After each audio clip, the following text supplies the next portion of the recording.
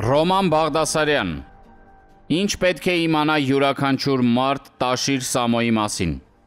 Մենք հավաքել ենք ամենակարևորը, ինչի մասին խոսում են մարդիկ սոցցանցերում և մասնագիտական շրջանակներում։ Մեկ տարում միայն էլեկտրաէներգիայի հաշվին վաստակում է մոտ 50-ից 52 միլիոն դոլար։ Դրան գումարած շինարարական ընկերությունները, ռեստորանային բիզնեսը և ևս մոտ 10 ոլորտ, որտեղ հոսում են ժողովրդի գրպանից համված ահռելի գումարներ։ Բյուջեն թալանվում է, աշխատակիցներին միտումնավոր ձևակերպում է նվազագույն աշխատավարձով, իսկ գումարի մի մասը տալիս ծրարով, պակաս հարկեր վճարելու համար։ Դպրոցների և այլ շինությունների շինարարության ժամանակ զանգվածային յուրացումներ է իրականացնում։ Աբսուրդն այն աստիճանի է հասել, որ նույնիսկ վարչապետն է բացահայտել, թե ինչպես են Տաշիր Սամոյի մարդիկ մարզադահլիճների լոգարանները գողանում։ Կրկեսի շենքը գրեթե 15 տարի չի շահագործվում, անվերջ վերանորոգումների անվան տակ այնտեղ փողերի լվացում է իրականացվում։ Կառավարությունը պարտավոր է պատասխանատվության ենթարկել նրան, բայց Փաշինյանի շրջապատում կան պաշտոնյաներ, որոնք դիտավորյալ չեն կիրառում պատժամիջոցներ և աչք են փակում կատարվողի վրա։ Եթե շենքը չի շահագործվում, պետք է քանդել այն և հողատարածքը վերադարձնել պետությանը, որովհետև հողը նրան չի պատկանում։ Արդեն 4-րդ տարին նրա ընտանիքը դաժանաբար կոտորում է ուկրաինահայերին։ Ռուսական և ուկրաինական ԶԼՄ-ների տվյալներով Տաշիր Սամոյի եղբորորդին հորեղբոր գումարներով հովանավորում է մոտ 2000 վարձկան հայերի։ Նրանցից 450-ը Ղարաբաղի բնակիչներ են։ Ղարաբաղցիների հավաքագրմամբ զբաղվում են Ա. Սարուխանյանը, գլխավորն է, Վագիֆը, Սամվել Բաբայանի 4-րդ գումարտակի մարդը և Մ. Սահակյանը։ Մի քանի օր առաջ 8 ղարաբաղցի կրկին մեկնել է Եկատերինբուրգ և հրահանգներ ստանալուց հետո կմեկնի ճակատ։ Ոչ մի դրամ չի ծախսում էլեկտրասյուների և տրանսֆորմատորների վերանորոգման վրա։ Բոլոր հաշվետվությունները կեղծ են հանրությանը մոլորեցնելու համար։ Չի վճարում փոխհատուցում այն քաղաքացիներին, որոնք օրերով առանց լույսի են մնում։ Կառավարությունը պարտավոր է հորդորել ժողովրդին գրավոր բողոքներ ներկայացնել և բոլորին հատուցել տոկոսներով և տույժերով հենց Տաշիր Սամոյի գրպանից։ Էջմիածնից մահապարտ է ուղարկել Մոսկվա, ով պայթեցրել է Արբատի գումարտակի հրամանատարին։ Մահապարտը ուներ քաղցկեղ և համաձայնել է պայթեցնել իրեն խաղամոլ որդու պարտքերը մարելու դիմաց։ Վեճը կապված էր Դոնբասի բիզնեսի բաժանման հետ։ Ռուսաստանում սպանել և առևանգել է ավելի քան 15 առևտրի կենտրոնների և ընկերությունների ղեկավարների, նրանց ունեցվածքը ռուս գործընկերների հետ կիսելու համար։ Պաշտպանում է Ռուսաստանի շահերը և թքած ունի Հայաստանի վրա։ Վճարել է 30 միլիոն դոլար Գարեգինին, որպեսզի Քրիստոսի սրբապատկերի կողքին կախեն իր և կնոջ պատկերը։ Տարվա մեջ մեկ անգամ զոհաբերում է հոտած 1 միլիոն դոլար, այն դեպքում, երբ բյուջեն թալանում է հարյուրավոր միլիոններով։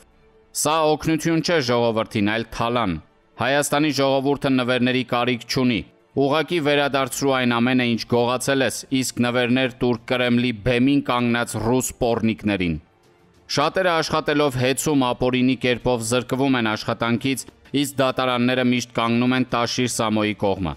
Մենք կոչ ենք անում կառավարությանը պահանջել հրապարակել դատական գործերի ամբողջական հաշվետվությունը և վերանայել այդ գործերը։ Թող բոլորին պատճառած վնասը փոխհատուցվի հենց Տաշիր Սամոյի գրպանից։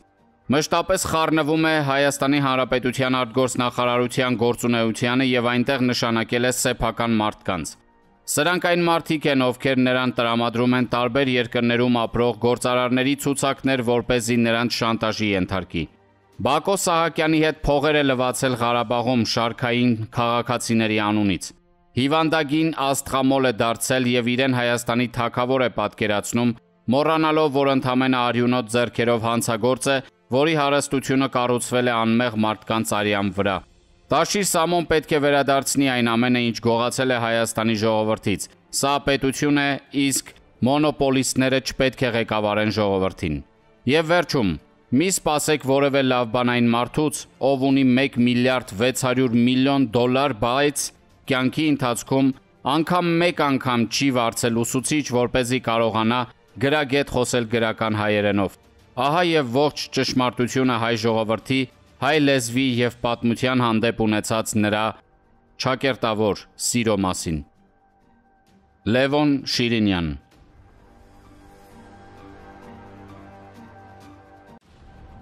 Գրող հրապարակախոս Ռուզան Ասատրյանը գրում է.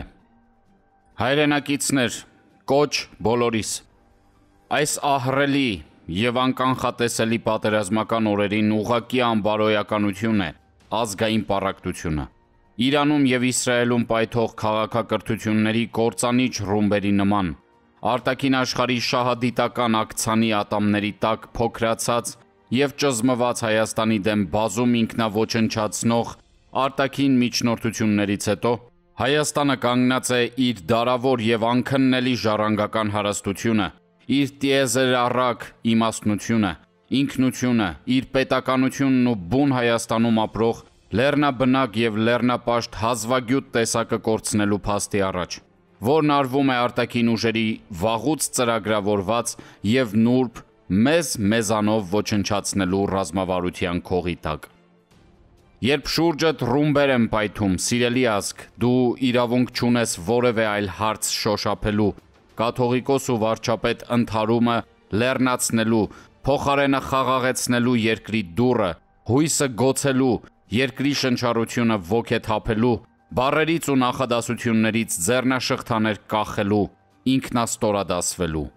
Ուժ գտիր քո մեջ այս մի բուռ արևի լույսը լեռներիդ վրա պաշտպանված և լուսավոր տեսնելու հայի երազանքով։ Ուժ գտեք ձեր մեջ ետ վերադարձնելու ի վերուստ տրված մեր ապրելու իրավունքը։ Հայաստանը մենք ենք։ Ու մի բան էլ,